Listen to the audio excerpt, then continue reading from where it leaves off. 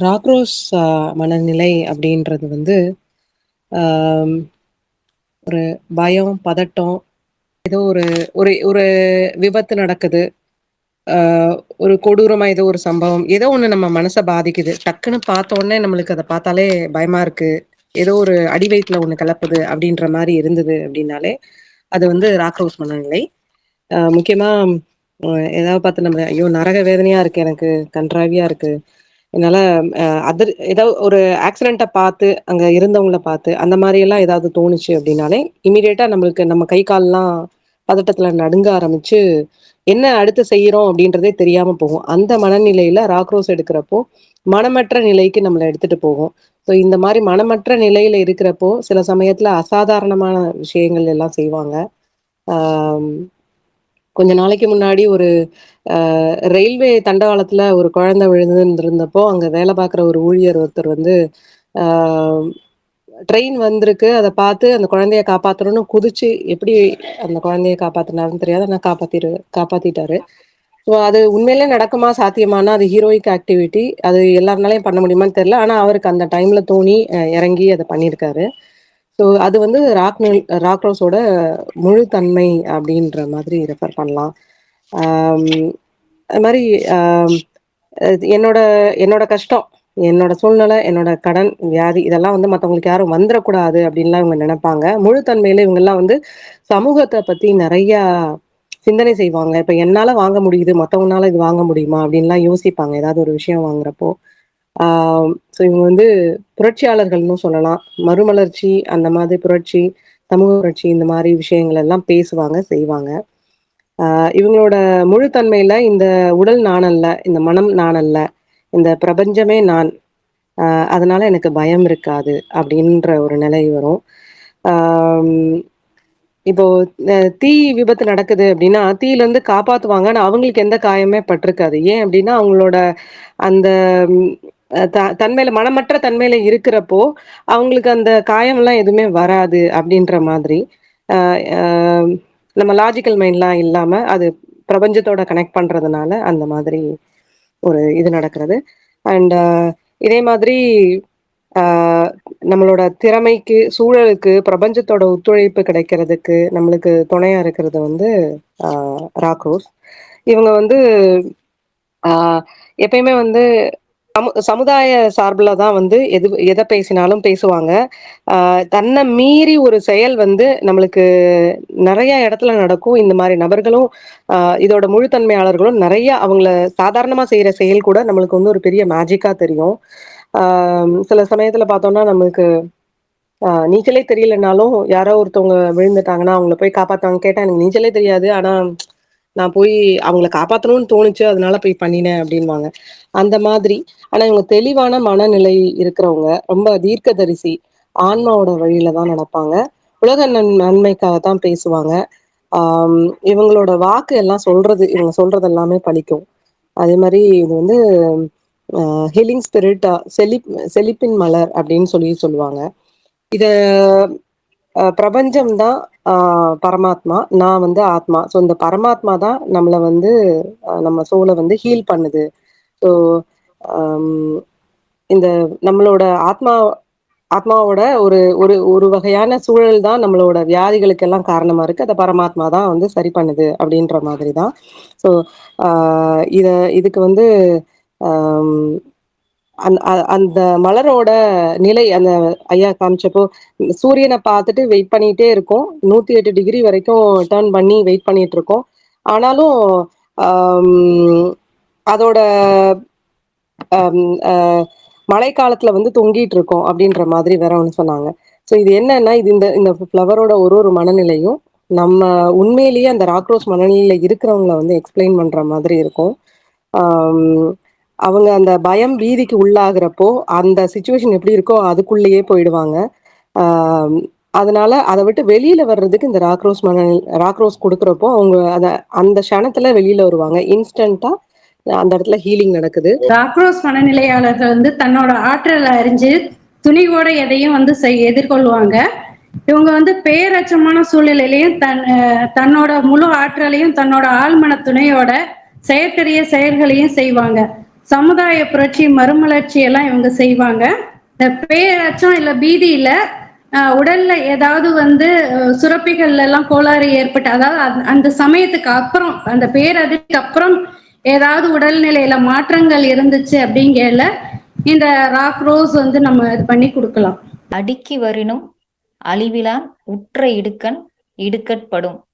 இதோட விளக்கம் என்னன்னு பார்த்தோம்னா, விடாம ஒண்ணுக்கு பின்னு ஒண்ணு துன்பம் நமக்கு வந்தாலும் அதை கண்டு கலங்காம மன உறுதியோட இருப்பவங்களுக்கு துன்பம் வந்து அந்த துன்பத்தையே அழிச்சிடும் அப்படிங்கறதுதான் அதோட மீனிங்கா இருக்கு.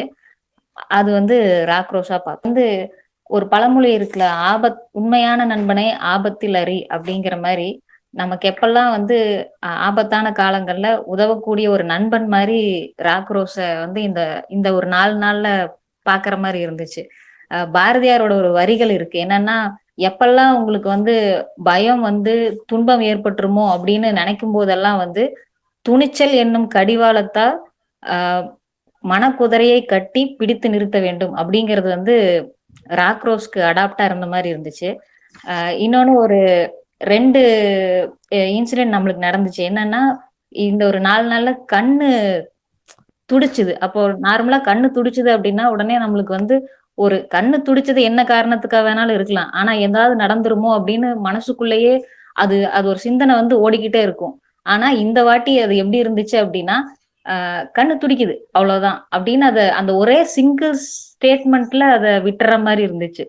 அப்போ வந்து இது எப்படி இருந்துச்சு அப்படின்னா, பயங்கிறது வந்து சூழ்நிலையில இல்ல, அந்த சூழ்நிலையை எப்படி கையாளணும்னு தெரிஞ்சுக்கிட்டா அந்த பயம் போயிரும் அப்படிங்கறது உணர்ற மாதிரி இருந்துச்சு.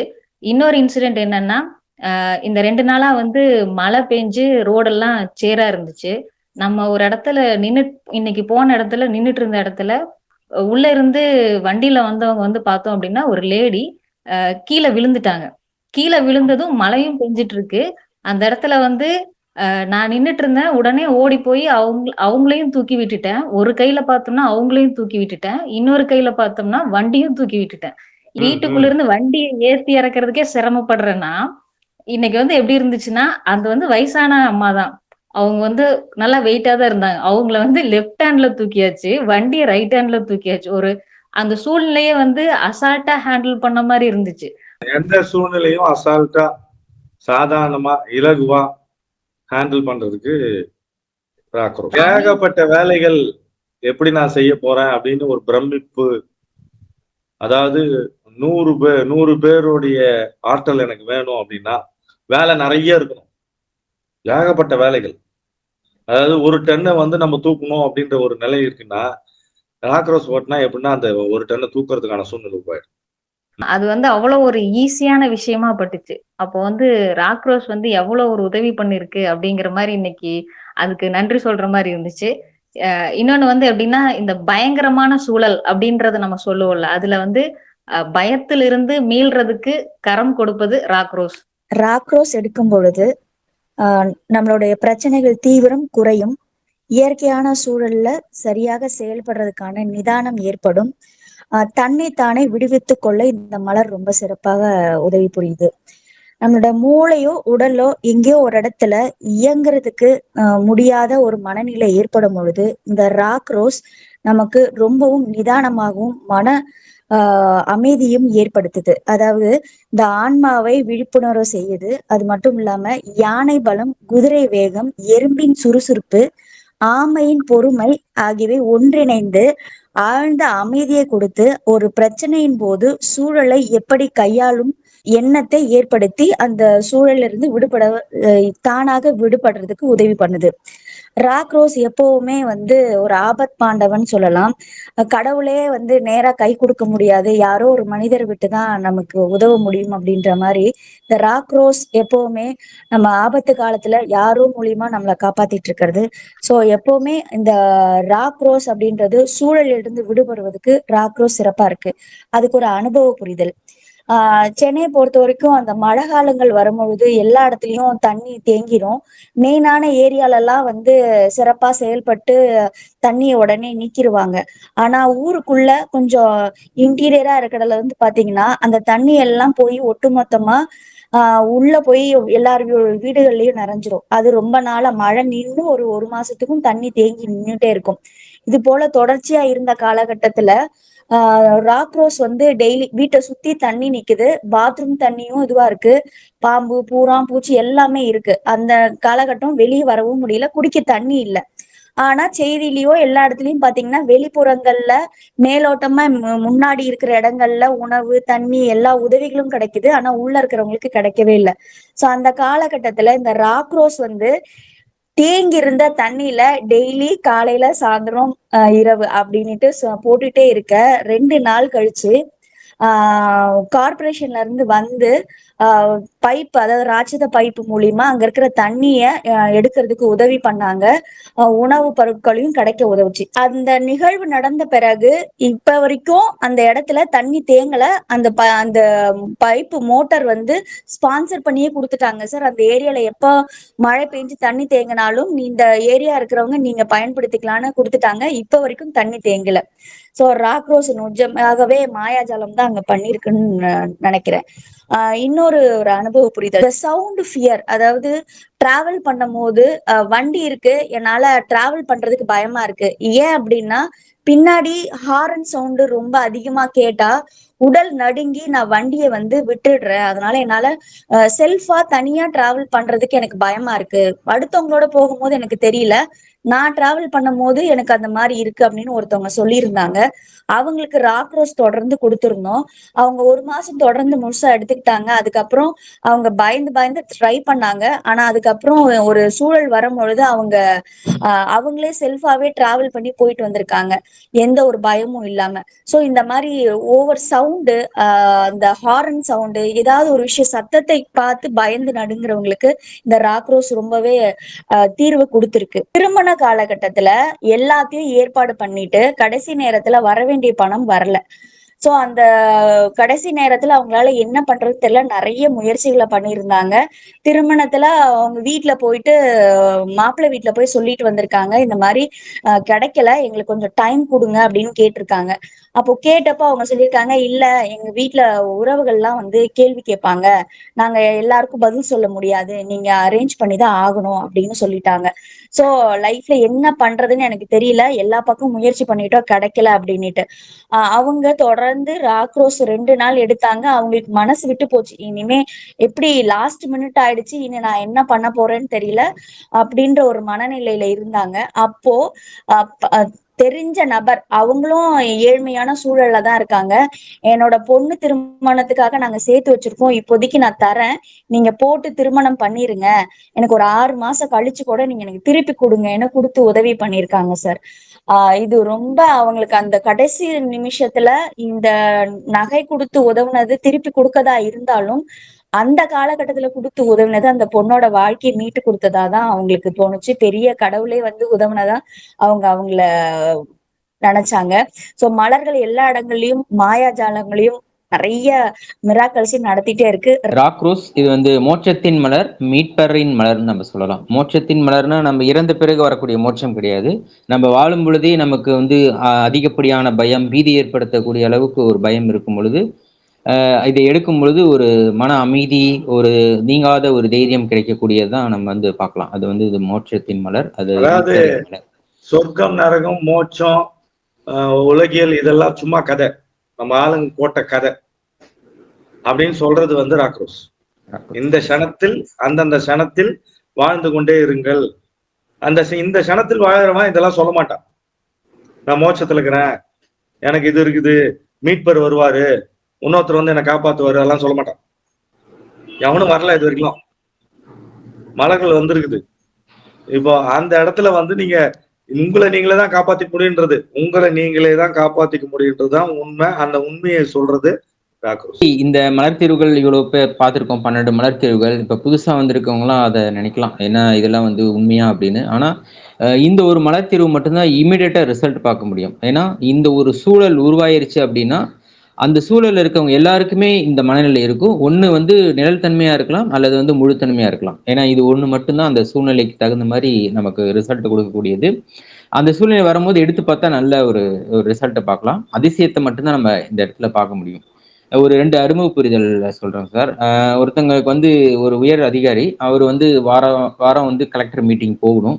அப்படி போகும்பொழுது என்னன்னா, பயம் அவருக்கு ஏற்படும். ஏன்னா நல்ல ப்ரிப்பரேஷன் தான் போவாரு. கலெக்டர் மீட்டிங் போகும்போது அவருக்கு வந்து கை கால்லாம் உதற ஆரம்பிச்சுரும். அடி வயிறுலாம் கலக்க ஆரம்பிச்சுரும். அப்படி இருக்கும்போது நம்மகிட்ட வந்தாரு. அவருக்கு வந்து அந்த ராக்ரோஸ் பயம் தான் இருக்குன்னு சொல்லி குடுக்கும்போது, அவருக்கு என்ன நிகழ்வு நடந்ததுன்னா, ஒண்ணு வந்து நல்லா தெளிவா பேசுறாரு. இல்லைன்னா வந்து கலெக்டரே வந்து எந்திரிச்சு போயிட்டு, நீங்க வந்து வேற பார்த்துக்கங்கன்னு இது வந்து ஒவ்வொரு வாரம் மீட்டிங்லயும் இந்த அதிசயத்த அவரு சொல்றாரு. ஏதோ ஒரு நம்ம ராக்ரோஸ் போட்டேன் எனக்கு அப்படின்னா, அவர் கலெக்டர் எந்திரிச்சு போயிறாருங்க. அதுக்கப்புறம் எனக்கு பயம் இல்லாம நான் மீட்டிங்ல பேசிட்டு வந்துர்றேன். அது மாரி இந்த ஒரு அதிசயம் தான் நடக்கும். ஏன்னா இதுதான் நடக்கும்னு நம்ம சொல்ல முடியாது. அந்த அந்த மாரியான ஒரு அதிசயத்த நிகழ்த்தக்கூடியது தான் இந்த ராக்ரோஸ். இன்னொரு அனுபவ புரிதல். இது வந்து அந்த சிச்சுவேஷன்ல இருக்கிறவங்க யாரு நிழல்தன்மை இருக்காங்களோ அவங்களுக்கு குடுக்கும்பொழுது, இவங்க இவங்க மூலியமா இன்னொருத்தருக்கும் அது ஹீலிங் நடக்கும். ஏன்னா ஒரு சில ரெமெடி மட்டும் தான். ரொம்ப முக்கியமான பாயிண்ட் அது. Yes. நீங்க பீதியில விழுந்தவங்க கூட இல்ல, பீதி விழுந்தவொடனே நம்மளும் பீதி ஆயிடும். நம்ம எடுத்தாலும் வேலை செய்யும், ரிமோட் கண்ட்ரோல் மாதிரி கூட வேலை செய்யும் ராக்ரோஸ். நம்ம எடுத்தாலும் வேலை செய்யும். இப்ப போயிட்டே இருக்கீங்க, ஒரு ஆக்சிடென்ட் நடந்து பாத்துட்டீங்கன்னா, நீங்க ராக்ரோஸ் ரெமெடி வச்சிருந்தீங்கன்னா வாயில போட்டீங்கன்னா அங்க வேலை செய்யும்.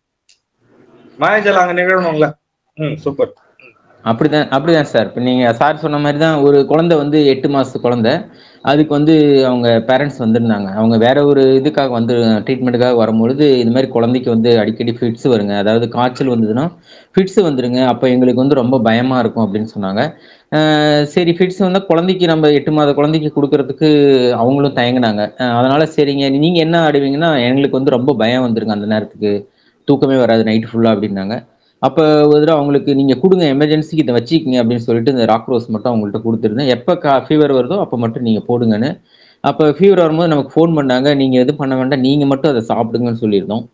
சாப்பிட்டு நைட் ஒரு 10 மணிக்கு ஃபோன் பண்ணாரு. இந்த மாரி ஹெவி ஃபீவரா வந்துருச்சுங்க சார். இந்த மாரி அடுத்து எங்களுக்கு ஃபிட்ஸ் வந்துருமோன்னு பயமா இருக்குன்னாங்க. நீங்க மட்டும் ராக்ரோஸ் போடுங்க. நீங்களும் ஹஸ்பண்ட், ஒய்ஃப் 2 பேர் மட்டும் போடுங்கன்னு சொல்லியிருந்தோம். போட்ட உடனே அவங்க என்ன இருக்குன்னா, அது காலையில தான் அதுக்கப்புறம் ஃபோன் பண்ணாங்க. போட்டு 1/2 அன் ஹவர்ல பாப்பா வந்து நல்லா மோஷன் போயிட்டாங்க. ஃபீவர்லாம் விட்டுட்டு நல்லா தூங்குனாங்க. எங்களுக்கு அப்பதான் நிம்மதி ஆனுச்சு அப்படின்னு சொன்னாங்க. அந்த மாதிரி வந்து அந்த சார் சொன்ன மாரி அந்த சிச்சுவேஷன் வரும்போது ரிமோட் மாரி வேலை செய்யக்கூடிய, ரிமோட் கண்ட்ரோல் மாரி வேலை செய்யக்கூடிய ஒரு ரெமெடில இதுவும் ஒன் ஆஃப் தி ரெமெடி வந்து அந்த ராக்ரோஸ். மாயாஜாலத்தின் மலர், மறுவாழ்வின் மலர், மறுவாழ்வு மையங்கள்லாம் முக்காவாசி இந்த பீதி தான் இருக்கும். மனத்துக்கு ஒரு பயம் இருக்குல்ல, பீதி எப்படி நடக்குமோ, என்ன நடக்குமோ அப்படி, அதுவும் ராக்ரோஸ் தான். குழந்தைய கன்சீவ் ஆக முடியல, பயம் இருக்குது. அந்த ஒவ்வொரு மாதவிடாய் காலங்கள்லயும் குழந்தை கன்சீவ் ஆக முடியாதோ, அந்த திருப்பி மாதவிடாய் வந்துருமோன்னு ஒரு பயம் இருக்குல்ல, பீதி இருக்குல்ல, அதுக்கு வந்து ராக்ரோஸ் சூப்பரா இருக்கும். அதாவது எதெல்லாம் பீதி சம்பந்தப்பட்டது, பிளக்சுவேஷன்ஸ், அது வந்து கண்டினியூஸா இருக்கிறது, சூழ்நிலை காரணமாக உருவாகுது. மிரக்கலஸா ஒரு மீட்பு நடக்கும் அப்படின்னா இதுதான் மாயாஜாலத்தின் மலர்.